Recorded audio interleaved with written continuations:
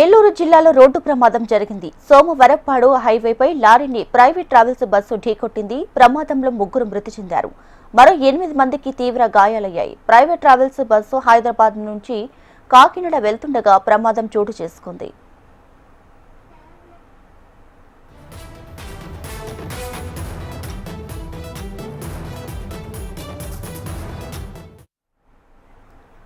రైట్గా ఏలూరు జిల్లాలో జరిగిన రోడ్డు ప్రమాదానికి సంబంధించి పూర్తి సమాచారాన్ని మా ప్రతినిధి పవన్ అందిస్తారు. పవన్.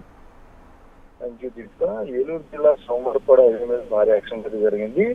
ఒక సిమెంట్ లోడ్ లారీ వెనక వెళ్తున్నప్పుడు వెనక నుండి ఒక private travels bus 3908 Ramana travels చెందిన బస్సు అయితే వెనక నుంచి లారీని బలంగా ఢీకొట్టింది. అయితే వాళ్ళ బస్సు 3 బిల్టీలు వేస్తూ కూడా బస్సు తిరగబడంతో అందులో ఉన్నవారు అక్కడికక్కడే ఒక 3 అయితే ప్రయాణికులు మృతి చెందారు. మొత్తం ఆ సమయంలో బస్సులో సుమారు 20 మంది ప్రయాణికులు ఉన్నట్టు తెలుస్తోంది. వారందరినీ మిగిలిన వారందరినీ కూడా ఒక 8 మందికి తీవ్ర గాయాలైతే వీరందరినీ కూడా ఏలూరు ప్రభుత్వ ఆసుపత్రికి తరలించారు.